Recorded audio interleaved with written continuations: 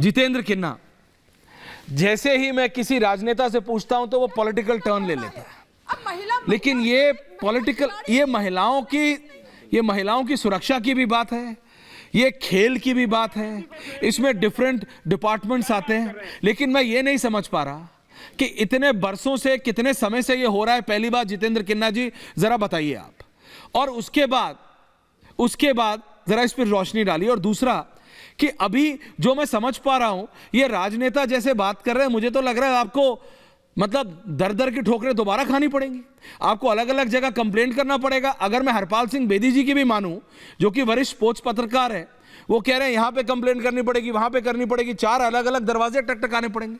तो ये लड़कियां, मेरे को बोलते हुए अच्छा नहीं लग रहा, हमारी बहनें जैसी, ये अपनी इज्जत बचाएंगी कि खेल खेलेंगी? ये अपनी इज्जत बचाएं कि खेल खेलें? Can we understand the gravitas of the matter? Can we हमें यह समझना पड़ेगा कि कितनी महत्वपूर्ण इशू है ये, कितना संवेदनशील।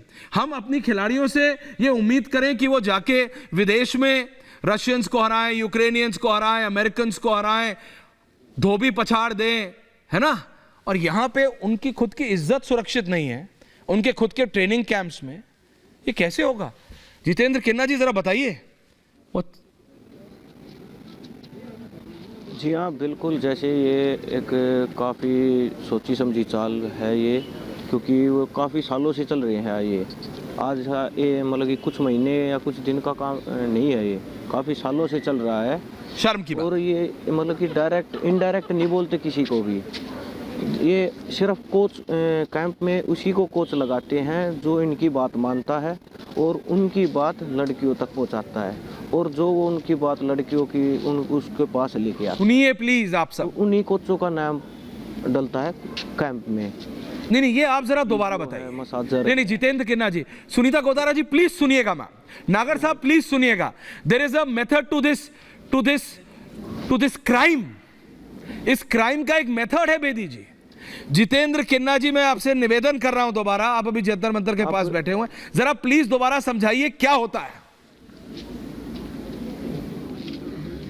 जो वोमेन हमारा कैंप है वो लखनऊ लगता है जी, तो इन्होंने लड़कियों ने बाकायदा रिक्वेस्ट की कि हमारा कैंप यहाँ पर दिल्ली के आसपास या दिल्ली में या सोनीपत में या दिल्ली के आसपास लगा दिया जाए, क्योंकि हमें आने जाने में बहुत परेशानी होती है।